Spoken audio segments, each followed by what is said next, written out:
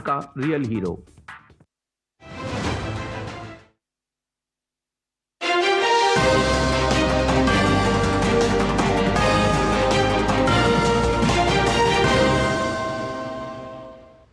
नमस्कार, आप देख रहे हैं डीडी न्यूज। आपके साथ मैं हूं गौरव श्रीवास्तव। तो चलिए बुलेटिन की शुरुआत करते हैं, लेकिन सबसे पहले नजर इस वक्त की हेडलाइंस पर। प्रधानमंत्री नरेंद्र मोदी ने चक्रवात रेमल की तैयारियों के लिए की समीक्षा बैठक। 4 घंटे बाद चक्रवात रेमल के बांग्लादेश और बंगाल तट से टकराने की संभावना। कोलकाता एयरपोर्ट से सभी उड़ानें रद्द। एनडीआरएफ की 12 टीमें तैनात। भारतीय नौसेना भी तैयार। बांग्लादेश में 8 लाख लोगों को सुरक्षित स्थानों पर पहुंचाया गया।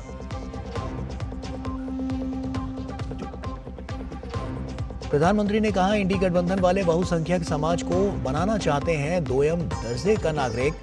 उत्तर प्रदेश की जनसभाओं में पूर्वांचल की बदहाली के लिए सपा कांग्रेस को ठहराया जिम्मेदार। कहा, कानून व्यवस्था और सपा का 36 का आंकड़ा। लोकसभा चुनाव के अंतिम चरण के लिए चरम पर प्रचार। अमित शाह और जेपी नड्डा ने बिहार में चुनावी जनसभाओं को किया संबोधित। मुख्यमंत्री नीतीश कुमार ने पटना साहिब में की जनसभा।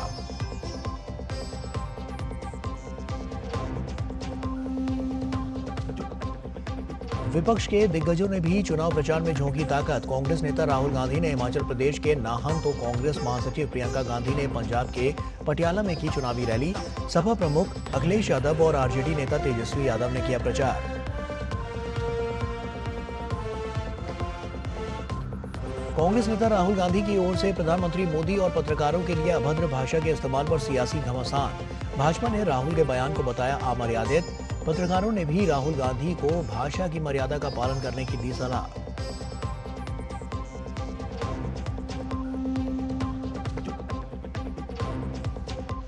दिल्ली पुलिस ने बेबी केयर सेंटर के मालिक डॉक्टर नवीन खिची और घटना के वक्त ड्यूटी पर मौजूद डॉक्टर आकाश को किया गिरफ्तार।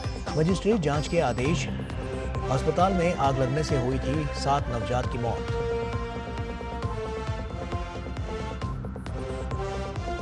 और आईपीएल 2024 के फाइनल में सनराइजर्स हैदराबाद और कोलकाता नाइट राइडर्स के बीच मुकाबला। सनराइजर्स हैदराबाद ने 114 रन का दिया था टारगेट।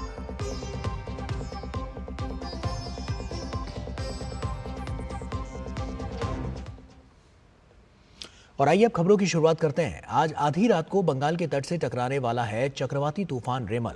रेमल की तीव्रता को देखते हुए तैयारियों की समीक्षा के लिए प्रधानमंत्री मोदी ने बैठक की। कोलकाता एयरपोर्ट से सभी उड़ानें रद्द।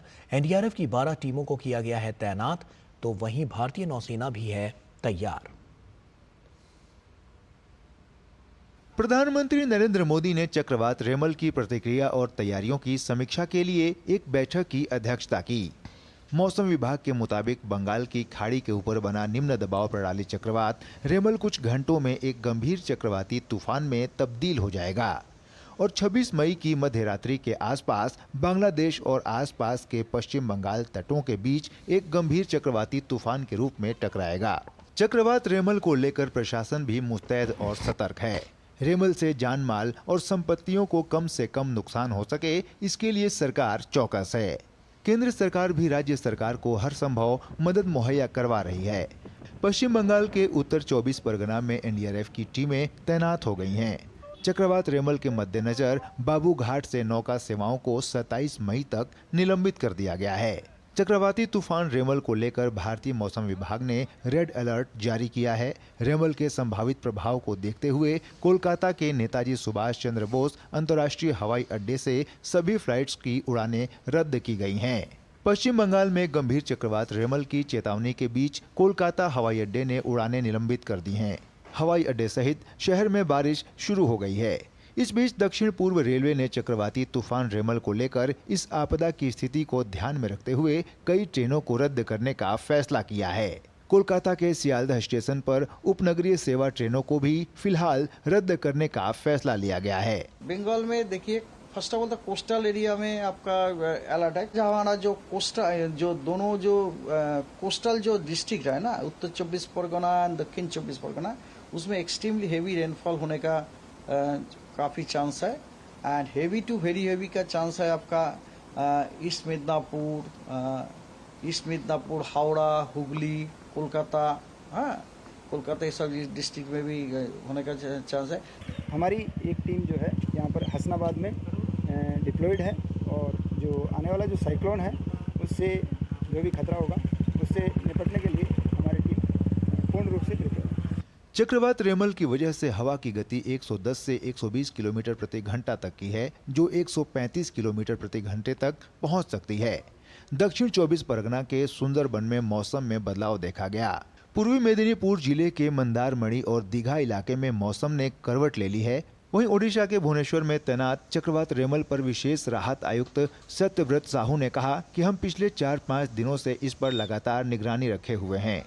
वहीं सिविल डिफेंस कर्मी सैयद अली खान ने बताया कि मौसम खराब हो चुका है, लेकिन हम पूरी तरह से तैयार हैं। मौसम विभाग ने बताया कि रेमल तूफान का सबसे ज्यादा असर पश्चिम बंगाल पर पड़ने वाला है, क्योंकि तूफान पश्चिम बंगाल में स्थित सागर द्वीप से टकराने वाला है। तूफान की वजह से कई जगहों पर तेज बारिश हो रही है और कई स्थानों पर हवाओं की गति में परिवर्तन आया है। समुद्र तट के आसपास रहने वालों को घर से बाहर नहीं निकलने की सलाह दी गई है। साथ ही लोगों को समुद्र में नहीं जाने की भी सलाह दी गई है। Bureau report, DD news. और लोकसभा चुनाव के 7वें और अंतिम चरण के लिए प्रचार चरम पर पहुंच गया है और इसी कड़ी में प्रधानमंत्री नरेंद्र मोदी ने आज उत्तर प्रदेश के बांसगांव, घोसी और मिर्जापुर में विशाल जनसभाओं को संबोधित किया। उन्होंने सपा कांग्रेस पर पूर्वांचल की बदहाली के आरोप भी लगाए और ये भी कहा कि इंडी गठबंधन जातियों को आपस में लड़ाने की साजिश कर रहा है। प्रधानमंत्री ने कहा कि 6 चरण के मतदान ने इंडी गठबंधन के छक्के छुड़ा दिए हैं और इंडी गठबंधन के लिए पाकिस्तान में दुआ की जा रही है। पूर्वांचल में एनडीए के चुनाव प्रचार को और धार देते हुए प्रधानमंत्री नरेंद्र मोदी ने रविवार को 3 जनसभाएं की।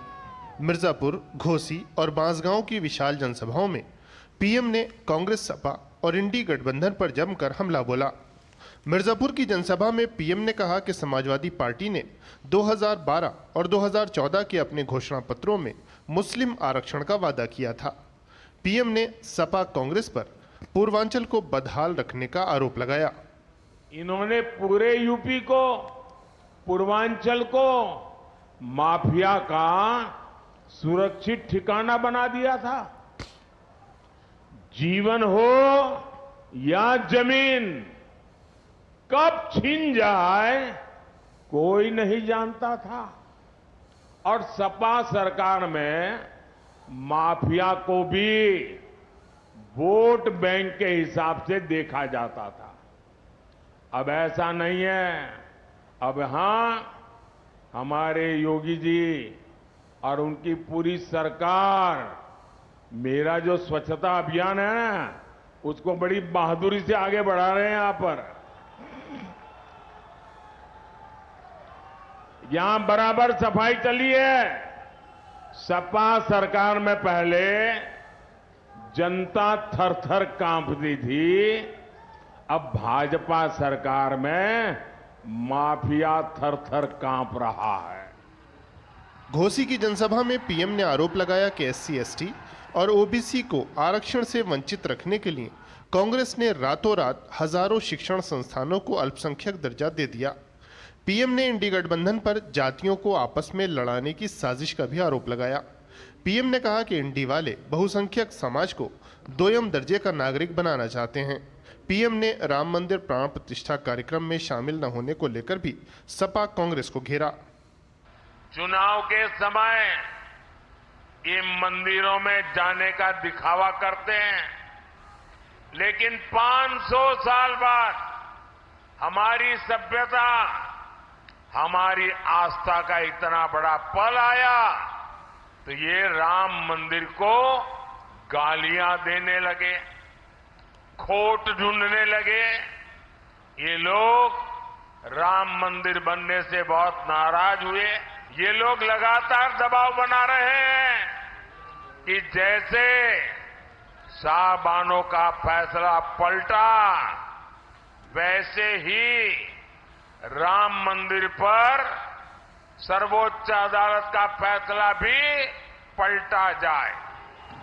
बांसगांव में विशाल जनसभा को संबोधित करते हुए पीएम ने कहा कि इंडी गठबंधन की राजनीति का एकमात्र उद्देश्य तुष्टीकरण है। पीएम ने कहा कि 6 चरण के मतदान ने इंडी गठबंधन के छक्के छुड़ा दिए हैं और 7वें चरण में इंडी वालों पर पूर्वांचल का प्रहार होगा। पीएम ने इंडी गठबंधन पर भारत विरोधी एजेंडे को आगे बढ़ाने का आरोप लगाया। ब्रह्मोस मिसाइल की मांग करने वाले देशों के आगे रोड़े अटकाने पर भी पीएम ने कांग्रेस को घेरा। ब्रह्मोस मिसाइल ऐसी है जिसका खौफ दूर दूर तक है। दुनिया के कई देशों में ब्रह्मोस मिसाइल की मांग रही है, लेकिन कांग्रेस को ये भी पसंद नहीं आया।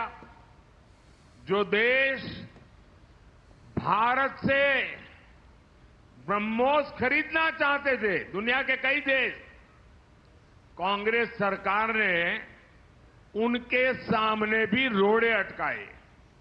आप जानते हैं क्यों?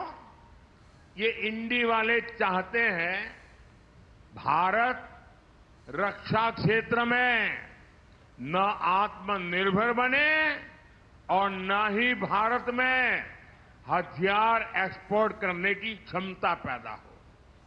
ये इंडी वाले चाहते हैं विदेशी हथियारों की डील होती रहे, इनकी दलाली आती रहे, बॉफोर्स घोटाले होते रहे, ऑगस्ट वेस्टलैंड घोटाले होते रहे। बुकपात्रोची मामा को वो वाला खेल कांग्रेस जारी रखना चाहती थी। पीएम ने अपनी जनसभाओं में सपा सरकार में पूर्वांचल में माफिया के आतंक का जिक्र किया। पीएम ने योगी सरकार में माफिया पर हुई कड़ी कार्रवाई का उल्लेख करते हुए पूर्वांचल की प्रगति को खासतौर पर रेखांकित किया। मिर्जापुर से शैलेंद्र, घोसी से अश्विनी और बांसगांव से अजीत के साथ ब्यूरो रिपोर्ट, डीडी न्यूज। और वहीं लोकसभा चुनाव के 7वें और अंतिम चरण के मतदान से पहले एनडीए के दिग्गज नेताओं का धुआंधार प्रचार जारी है। वरिष्ठ भाजपा नेता और केंद्रीय मंत्री अमित शाह ने बिहार और पंजाब में प्रचार किया। बिहार के काराकाट और कैमूर की जनसभाओं में अमित शाह ने कांग्रेस, आरजेडी और इंडी गठबंधन पर जमकर प्रहार किया। ऑक्यूपाई कश्मीर भारत का है या नहीं है? जोर से बोलो, है या नहीं है? ये कांग्रेस वाले कहते हैं पाकिस्तान के पास एटम बम है, पाक ऑक्यूपाई कश्मीर न मांगियो। अरे राहुल बाबा, मैं जगजीवन राम की भूमि से कहकर जाता हूं, पाक ऑक्यूपाई कश्मीर भारत का है, रहेगा और हम उसको लेकर रहेंगे। और वहीं भाजपा अध्यक्ष जेपी नड्डा ने भी बिहार के जहानाबाद, आरा और नालंदा में विशाल जनसभाओं को संबोधित किया। उन्होंने आरजेडी और इंडी गठबंधन पर हमला बोलते हुए कहा, कभी बिहार में जंगल राज था और अपराध चरम पर था, लेकिन प्रधानमंत्री मोदी के नेतृत्व में देश और बिहार विकास की नई कहानी लिख रहा है। जंगल राज देखा, आप भूल गए होंगे जहानाबाद में 3 बजे के बाद 2005 से पहले न कोई आता था न कोई जाता था। बोलो, मैं सच बोल रहा हूं कि नहीं बोल रहा हूं? अगर मैं सच बोल रहा हूं तो जोर से बोलो हाँ। ये सच था कि नहीं था? बोलो, किसान पलायन कर रहे थे कि नहीं कर रहे थे? बोलो, हत्याएं हो रही थी कि नहीं हो रही थी? बोलो, अपहरण हो रहा था कि नहीं हो रहा था? और वहीं केंद्रीय मंत्री और हिमाचल प्रदेश के हमीरपुर सीट से भाजपा उम्मीदवार अनुराग सिंह ठाकुर ने कांग्रेस नेता राहुल गांधी पर निशाना साधा। उन्होंने कांग्रेस और राहुल गांधी पर अग्निवीर योजना और आरक्षण को लेकर झूठ फैलाने और लोगों को गुमराह करने के आरोप लगाए। जी, एक बार फिर झूठ बोल कर गए। ने तो विधेयक को ही फाड़ने का काम किया था अपनी सरकार में। दूसरी ओर मोदी जी हैं जिन्होंने बाबा साहब अंबेडकर के संविधान पर माथा टेककर अपना काम शुरू किया। सबसे ज्यादा मोदी सरकार की योजनाओं का लाभ मिला तो SC, ST, OBC को। झूठ बोलना बंद करिए, नहीं तो एक बार फिर आपकी लॉन्च फेल हो रही है। इस बार कांग्रेस 40 सीटों के लिए हाथ जोड़ रही है। और वहीं एनडीए गठबंधन के सभी सहयोगी दलों ने अंतिम चरण के चुनाव के लिए अपनी पूरी ताकत झोंक दी है। कांग्रेस महासचिव प्रियंका गांधी वाड्रा ने पटियाला में कहा कि पंजाब में हम अच्छा प्रदर्शन करेंगे। बहुत अच्छा माहौल लग रहा है मुझे। और मुझे लगता है कि हम अच्छा परफॉर्मेंस दिखाएंगे यहाँ पे। हर जगह पूरे देश भर में जनता अब ऊब चुकी है भाजपा की राजनीति से और कांग्रेस पार्टी को समझ रही है कि कांग्रेस पार्टी सच्चे दिल से हमारे नेता काम करना चाहते हैं। खासतौर से यहाँ पे मोदी जी ने बहुत दावे किए हैं। मोदी जी ने ये भी दावा किया था कि 15 लाख रुपए सबके खाते में जाएंगे। मोदी जी ने ये भी दावा किया था कि वो दृढ़ होकर खड़े हो जाएंगे देश के लिए, लेकिन चीन आ गया है और हमारी जमीन छीनी है। मोदी जी चुप रहे हैं। मोदी जी ने ये भी कहा था कि किसानों की आमदनी दुगनी होगी, फिर जब किसान ने आंदोलन किया तो मोदी जी छुप गए, दिखे तक नहीं। तो मोदी जी के दावों का मैं जवाब क्यों दूं? जनता जवाब देगी। और वहीं उधर समाजवादी पार्टी के अध्यक्ष अखिलेश यादव ने उत्तर प्रदेश के बलिया में एक जनसभा को संबोधित किया। उन्होंने कहा कि 10 साल से भाजपा की सरकार ने हमें और आप सभी को धोखा दिया है। में इन्हें 7 समुंदर पार जनता भेज देगी भारतीय जनता पार्टी के लोग। इनकी हर बात झूठी, वादे झूठे निकले। न किसान की आय बढ़ी, न नौजवानों को नौकरी रोजगार मिला और अन्याय की सब सीमा लांघ गए। और वहीं कांग्रेस नेता राहुल गांधी ने एक जनसभा के दौरान प्रधानमंत्री नरेंद्र मोदी और पत्रकारों, खासकर एक महिला मीडिया कर्मी के लिए अभद्र भाषा का इस्तेमाल किया है। राहुल गांधी ने कहा कि प्रधानमंत्री मोदी एकमात्र जिंदा इंसान जिनका डायरेक्ट परमात्मा से कनेक्शन है। वहीं उनके इंटरव्यू लेने वाले पत्रकारों को राहुल गांधी ने चमचा कहा है। ये कोई पहला मामला नहीं है जब राहुल गांधी ने पत्रकारों के लिए अमर्यादित भाषा का इस्तेमाल किया है। इससे पहले भी राहुल गांधी ने दिल्ली में एक जनसभा में कई पत्रकारों पर प्रधानमंत्री से आसान सवाल पूछने का आरोप लगाते हुए चमचा कहा था। अच्छा, एक नई बात चली है, पता नहीं आपने सुना नहीं सुना। उन्हीं चमचों के साथ इंटरव्यू में एक चमची पूछती है, नरेंद्र मोदी जी, आप में इतनी ऊर्जा कहां से आती है, इतनी एनर्जी कहां से आती है? नरेंद्र मोदी जी का जवाब आता है, मैं बायोलॉजिकल नहीं हूं, बायोलॉजिकल नहीं हूं। पता नहीं चीजें कैसे होती हैं, परमात्मा ने मुझे भेजा है और मैं बायोलॉजिकल नहीं हूं, मैं परमात्मा का काम करता हूं, मुझे परमात्मा ने मिशन पे भेजा है। मतलब हिंदुस्तान के बड़े से बड़े महापुरुषों ने यह बात नहीं बोली, मगर नरेंद्र मोदी जी को लगता है कि परमात्मा ने उनको चुना है, सिर्फ उनको।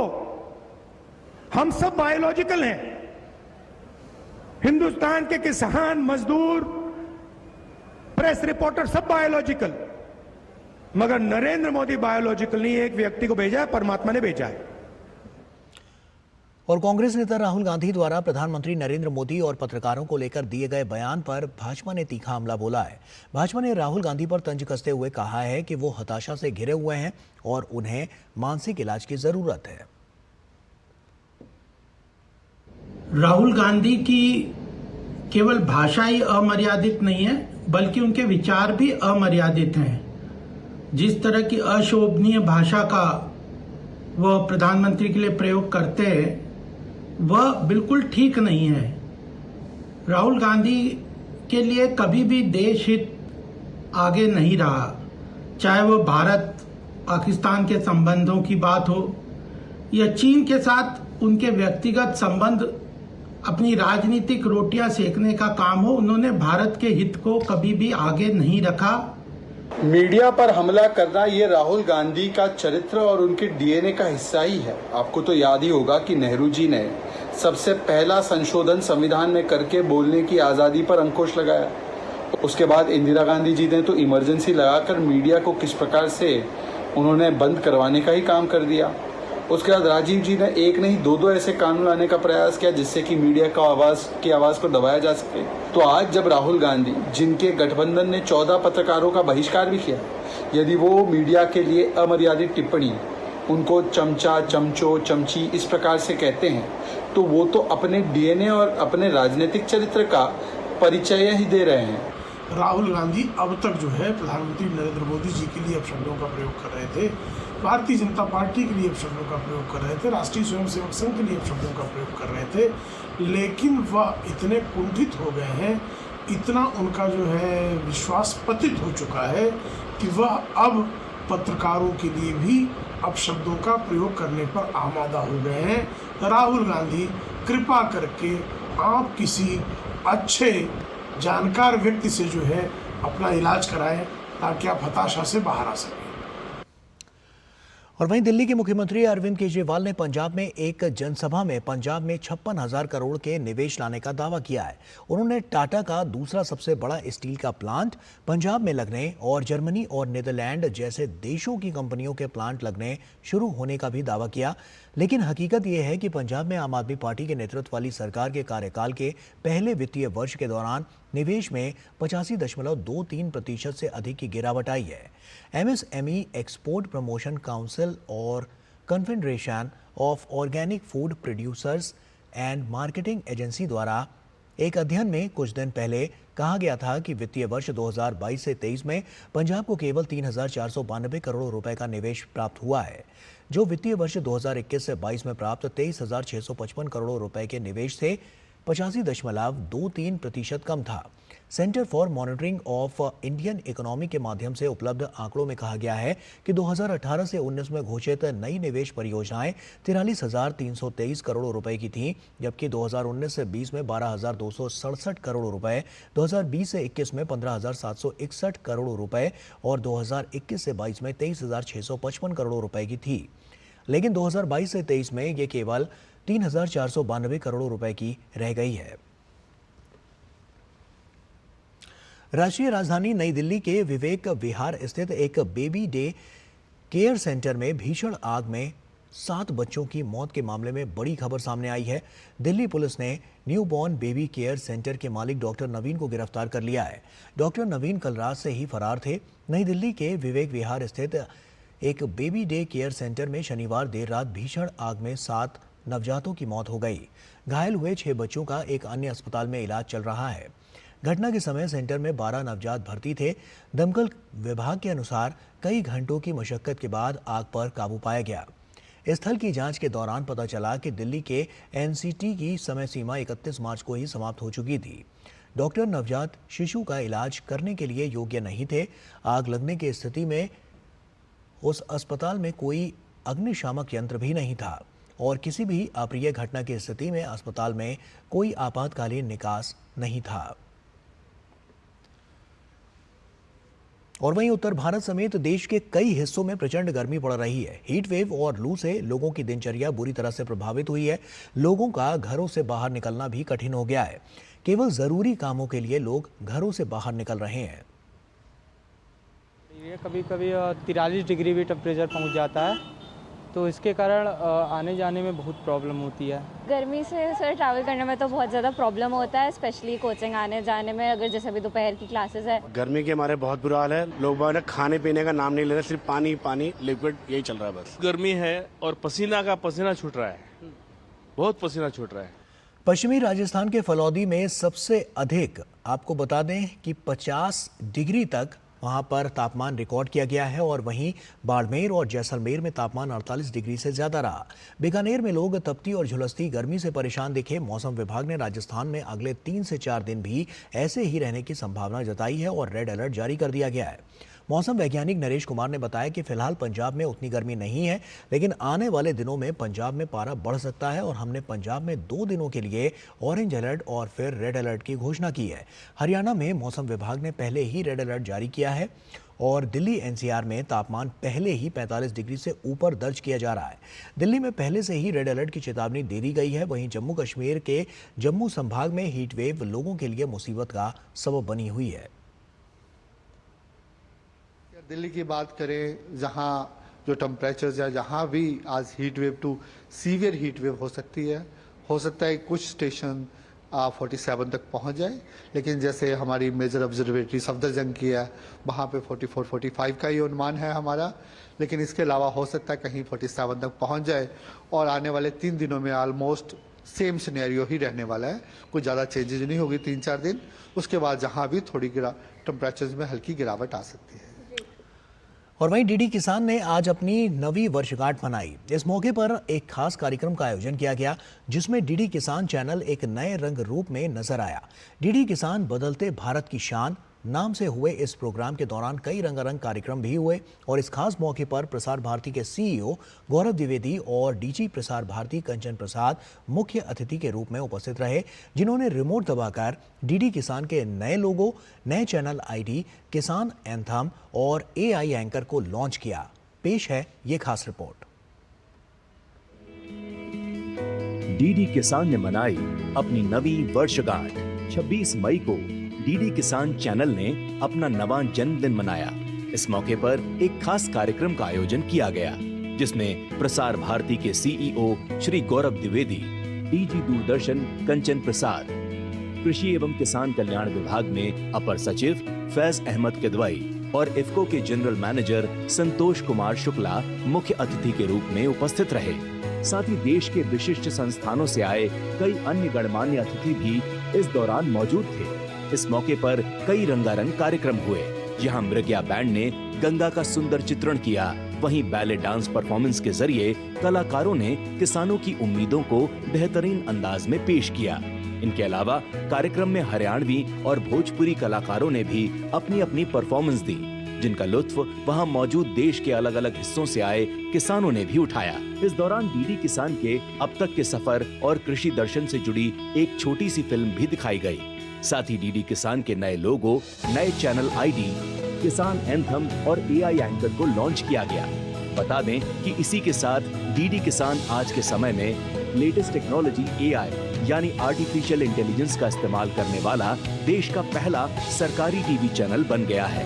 कार्यक्रम के आखिर में प्रसार भारती के सीईओ, डीजी दूरदर्शन और अन्य गणमान्य अतिथियों ने केक काटकर डीडी किसान को जन्मदिन की बधाई दी। और वहीं प्रसार भारती के सीईओ गौरव द्विवेदी ने इस मौके पर सबको धन्यवाद दिया। पूरे भारतवर्ष के किसानों को मैं डीडी किसान की 9वीं वर्षगांठ पर हार्दिक बधाई देता हूं।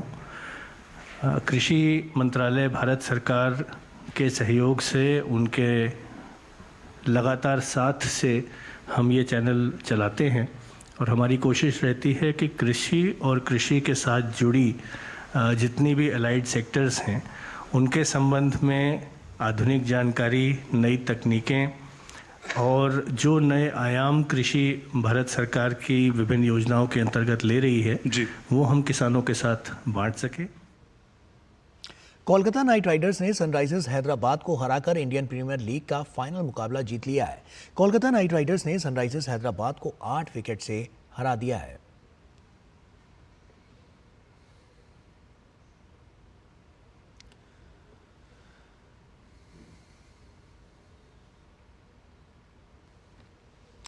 भारतीय महिला जिम्नास्ट दीपा कर्माकर ने एशियाई जिम्नास्टिक चैंपियनशिप में स्वर्ण पदक जीत लिया है। इस जीत के साथ ही दीपा कर्माकर एशियाई जिम्नास्टिक चैंपियनशिप में पदक जीतने वाली पहली भारतीय एथलीट बन गई हैं। दीपा ने व्यक्तिगत वॉल्ट के फाइनल में 13.566 के औसत स्कोर के साथ 8 जिम्नास्टों के बीच शीर्ष स्थान हासिल किया। भारत के अनुभवी तैराक श्री हरि नटराज ने फ्रांस में चल रहे 30वें मेयर नोस्ट्रम तैराकी टूर्नामेंट में 50 मीटर बैक स्ट्रोक में रजत पदक अपने नाम कर लिया है और उन्होंने 25.50 सेकंड का समय निकालकर हंगरी के एडम जॉसजो के बाद दूसरा स्थान हासिल किया है। और इसी के साथ फिलहाल इतना ही। दीजिए इजाजत। नमस्कार।